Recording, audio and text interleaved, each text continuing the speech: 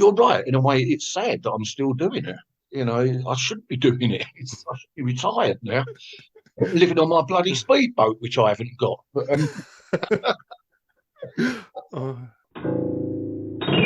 I'm Colin Burrows, and this is the Woodstein Media Podcast, Episode 13. This podcast and Wood-stein.ca are produced on the lands of the Mississaugas of the Credit First Nation, Anishinaabe, and Odawa peoples. A few nights a week, I work to bring in money to keep the internet connection alive at home to deliver this podcast and website to you. On the third Tuesday of every month, a motley group of old white men gather in a hall across the parking lot from my workplace. They amble in, looking like the ghoul in Night of the Living Dead, smashing the rock against the car as Barbara tries to escape the graveyard. As these decrepit masons wander amongst their oversized vehicles with briefcases in hand, I always wonder where their charity lies deepest, their fraternity or the community at large. Then I realize I have been part of a charitable secret organization for most of my life. In the mid-'80s, a friend passed on a cassette filled with knowledge that many people could not connect with. Oddly, that friend is the older brother of the Mason listed as the contact online for the local lodge. However, I would argue that the community I was swept up by has done a great deal more charity work, motivated more people to positive change in their life, and affected more positive change overall than a men's club could. I could be wrong on that.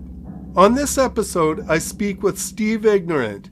It was his screaming voice that was on that cassette, which sucked me into the punk rock community, fighting for positive change in our lives. This podcast and Woodstein Media are independently produced journalism that you can support through Patreon or by donating through PayPal at Wood-stein.ca. That's WOOD-STEIN.ca.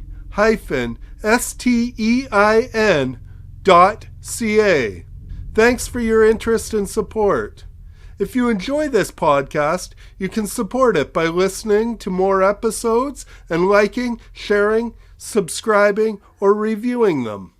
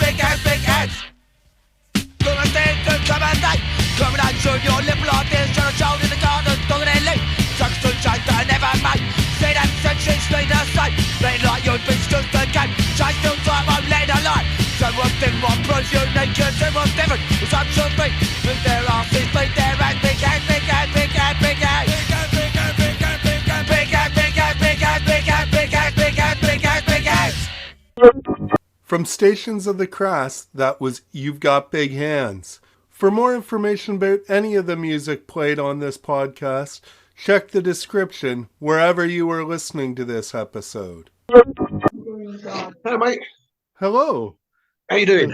I'm great. Thanks. Thanks for doing this. This is okay. Awesome.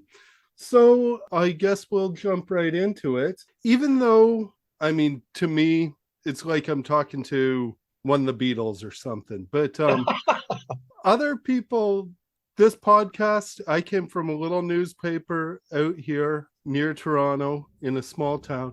A lot of the people who might be listening to this wouldn't know you at all. So who are you, and how would you describe you? How would you like to be described? Well, my name's Steve Ignorant. I was one of the forming with Penny Rambar, formed a band called Crass, which was originally a punk band. That was in 1977, and it moved on to become one of the biggest sort of anarcho-punk bands ever. It turned into this phenomenon. It's very strange. I know a lot of your listeners won't have heard of me, but around the world, a lot of people have. And it's this very strange thing that, people say, oh, Steve, you're famous, or you're well known. And it's very strange that even though Crass in the punk world was big, it's almost like it's not a cult following, but it's a sort of specialised following. I mean, I was talking to someone the other week, and they said that when they wear a Crass t-shirt, they're guaranteed that someone will come up and speak to them about it. Whereas if they wear some other punk band, it doesn't happen. So it's that symbol, and it's what our band did, So yeah, and that symbol is that for people who don't even know Crass, it's that cross with the snake biting its own tail, sort of little.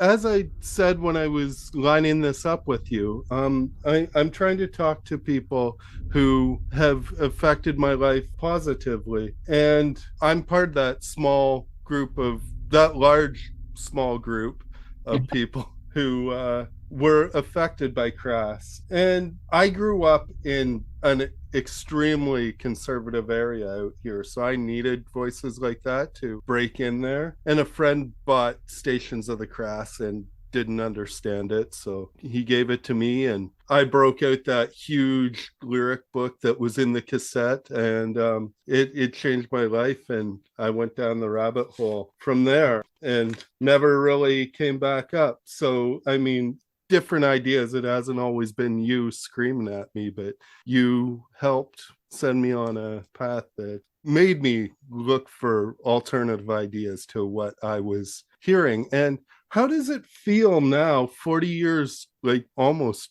50 years later, to know you were part of a catalyst for something that caused people to become active, to fight for change in small ways and sometimes big ways, and it's brought positivity to the world? How does that feel, being part of that 40 years? Well, it's a mixture of feelings, really. I mean, on one hand, part of me doesn't understand it, because all I know is that I was the lead shouter in a punk rock band, and all those years ago, none of us, and I've said this so many times, but none of us ever thought that. I mean, the reason we called Feeding of the 5,000 the Feeding of the 5,000 was because we didn't think it would sell any more than that. We thought it would sell maybe 50 or 500. We had no clue. But now, I mean, it's the mixture of feelings. When people like yourself talk to me, or all the people I speak to at gigs, or wherever, it's just incredibly humbling. To feel that I've been a part of that. And I don't feel like I'm a messiah, or anyone special or anything like that. I think I'm pretty good at the job I do, but that's about it. But it's humbling and it's gratifying. And I think if you want to talk in terms of were Crass successful, well, yeah, in that sense they were. Maybe not money wise, or I haven't got recording studio. I haven't got a big car or a speedboat or anything. I can't drive anyway. The success we have had is, endlessly meeting people like yourself and talking to people, and that's the success, that we did have an effect. I saw you in Toronto like 10 years ago at the Opera House. That was a great concert. You were playing the Crass songs then, and it was being, not that I mind this point, but it was being touted as the last time you were going to play them, but you're still playing them, and I love the fact that you're still playing them. So my question around this is, what keeps those songs relevant for you? And is it sort of frustrating that those protest songs are still as relevant today as they were at that time? Yeah, I mean, it's the whole point of that Last Supper tour was going to be the last time I ever performed Crass songs live. Me and my big mouth. So we did that tour, and I started doing other things. I started doing my other project, which is Slice of Life. It's that semi-acoustic thing. A lot of people come up and saying, "Well, why are you not going to perform those songs anymore?" And I said, "Well, I've been doing it for 40 years or something." And they said, "Well, how would you feel if you went to see David Bowie and he was alive at the time? How would you feel if you went to see David Bowie and he didn't play some of your favourite songs of his?" And I went, "Well, I'd tear my ticket up." And he went, and they said, "Well, exactly." And a lot of people getting in touch with me on the internet and social media and all this. So, Steve, you've got to keep doing it, you've got to keep doing it. And eventually I came around to do it. And I thought, well, do I feel ashamed of doing it? No, I don't. Are those songs still relevant? Yes, they are. Do people out there want to hear them? Obviously, yes, then I should do it. But, I'm stressing the fact here that the moment it feels that I'm just going through the motions, or it becomes, I feel it's embarrassing, or it's just a pastiche of what Crass used to be, then that's when I will definitely stop it. I think what's keeping me going with this is that sad thing is that, yeah, those songs are still relevant. You've just got to change a few politicians' names, that's all. But the subjects we're talking about, it's still happening today. I mean, we were rehearsing during the COVID thing. We were doing a Zoom rehearsal, and we started doing They've Got a Bomb. And we started doing it, and all of a sudden I had to stop. And everyone said, "Are you okay?" And I went, "Yeah, it's just like Ukraine war just kicked off." And I just said, this song has suddenly become so relevant to me, and it's like almost like I'm back at 19 years old again, just starting. And that was so sad. It really upset me.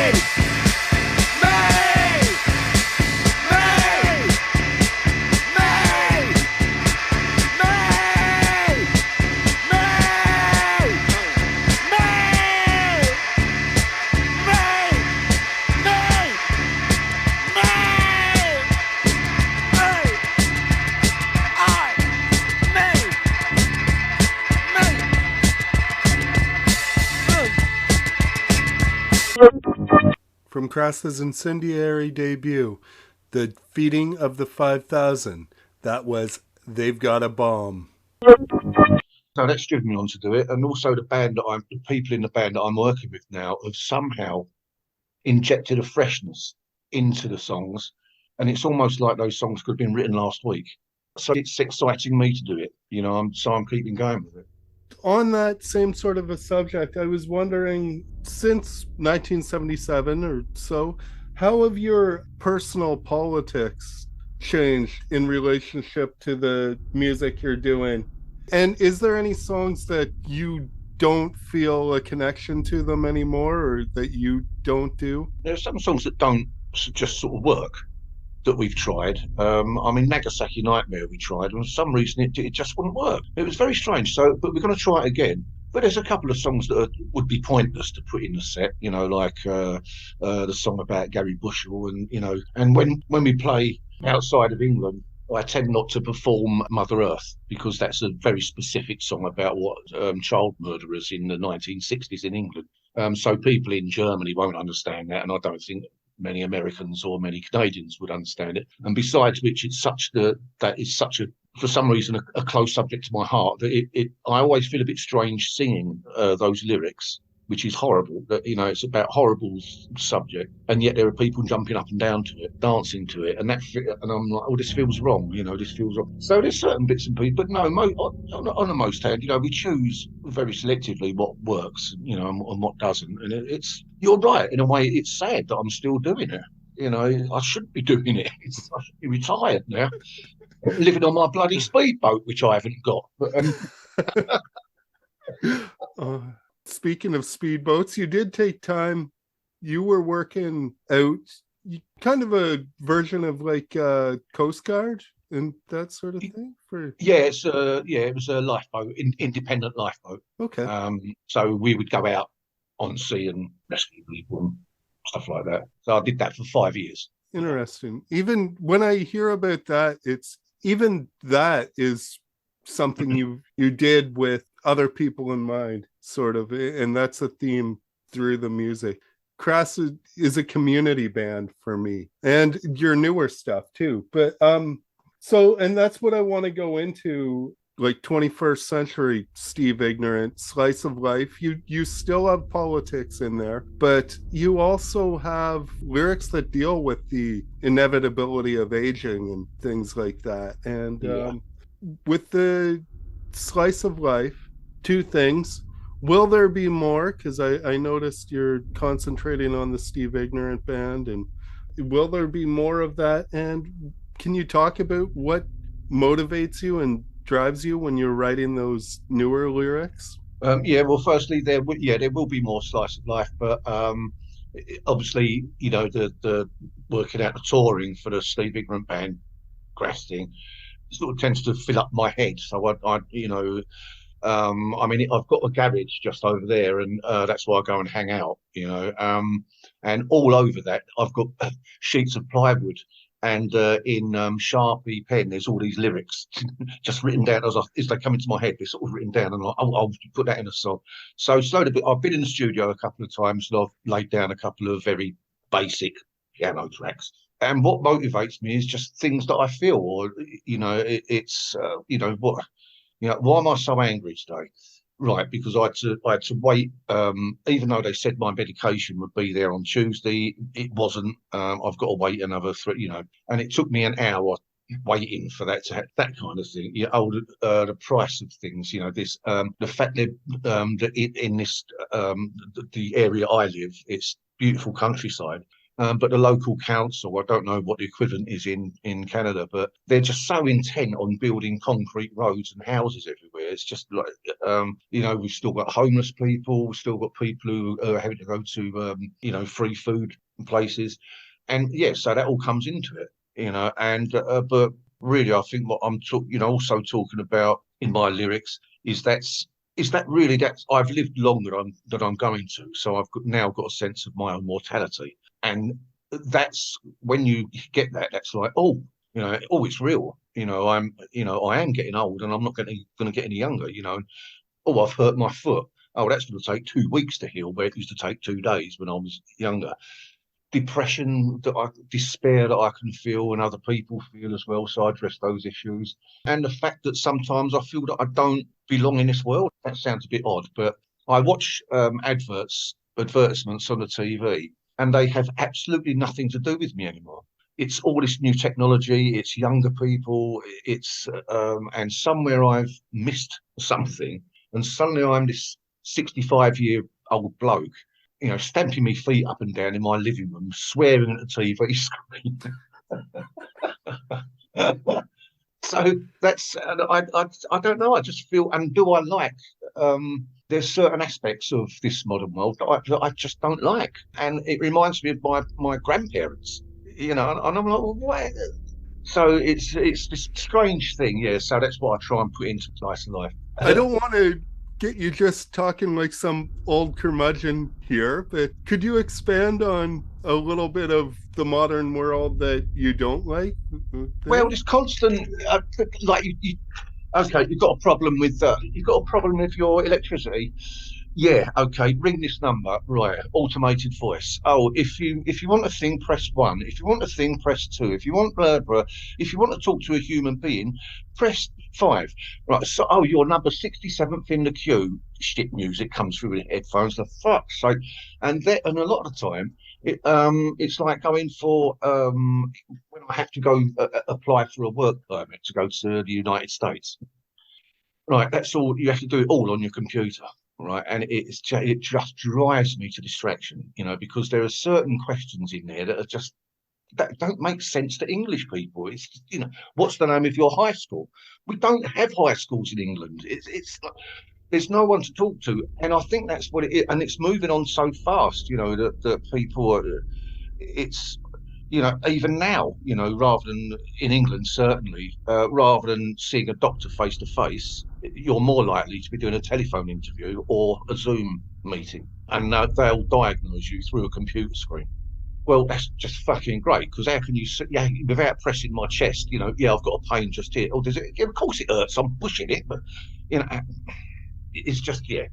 So I'm just anyway. I'm enjoying it. I'm enjoying being a miserable. I'm enjoying being grumpy. I deserve it. I fucking worked hard enough for it.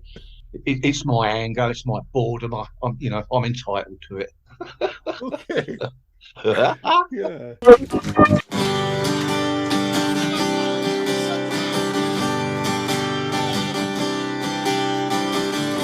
I'll send my pedestal. You're spit on my grave. I'll crucify myself for your pleasure. Don't you ever call me slave, 'cause I've made my bones. I've chosen my route. When a pistol trigger and it's time to shoot, I'll take every chance till my last gasp. And if this is the way things are, it's the way it's meant to be. You can read. If this is the way things are, it's the way it's meant to be. No more crying, no more weepy tears, 'cause I've got no time for your indulgence. Won't entertain your fears, 'cause I've made my choice. I fear my face, I know where I stand, and I'll raise my hand. A mountain moves, and there's the proof that the sky's the limit when you're faced to truth. I'm a fucker with a mission, who's at the top? The pimps that surround me won't let me stop. They could be fed, it's a trend, it's my blood they spin. Good sketch, good fiction, don't get you in the end. And if this is the way things are, it's the way it's meant to be. If this is the way things are, it's the way it's meant to be. If this is the way things are, it's the way it's meant to be.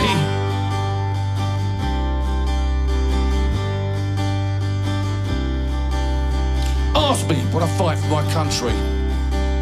I'll tell you I'm already at war against a mass mentality and attitude that threatens my life and yours. With their ignorance, it's greed, it's brutality. Calls itself a society. I consider myself at war. I consider myself at war. I consider myself at war.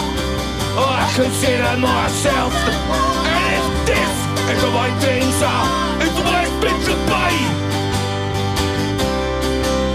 If this is the way things are, it's the way it's meant to be. If this is the way things are, if this is the way things are, if this is the way things are, it's the only way to be. Get cynics. Cheers.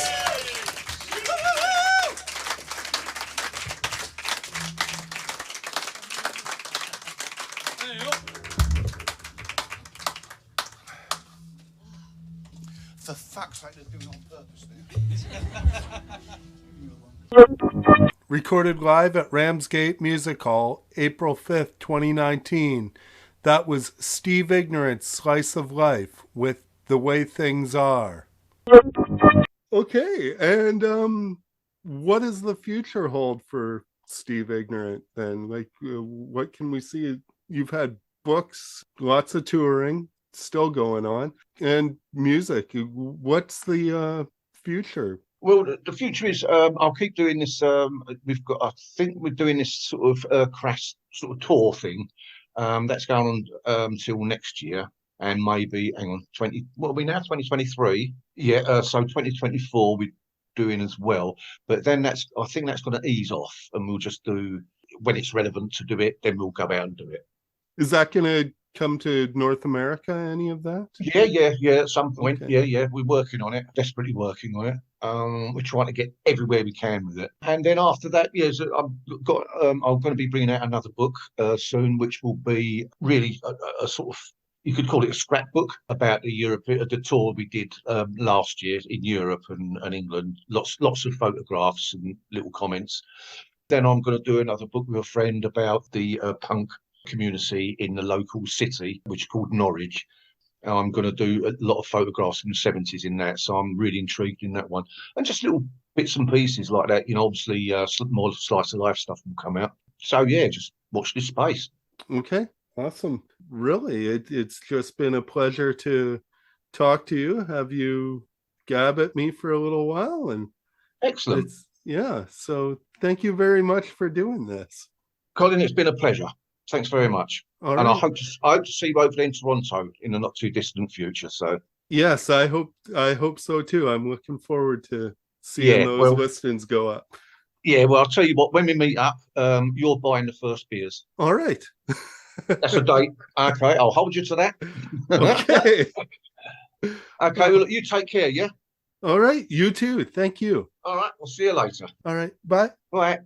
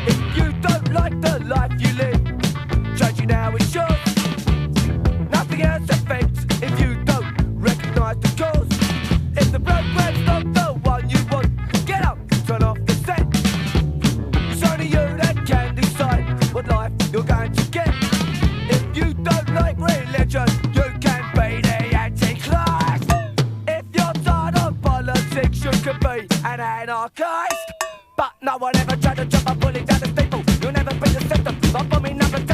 Take the test of my break, they must be mad at people. You must live to one. But I'll be back again. If you don't like the rules they make, refuse to play their game. If you don't want to be a number, don't give them your name. If you don't want to be called out, refuse to hear their question. Silence is a virtue. Use it for your own protection. I try to make you play their game. Refuse to show your face.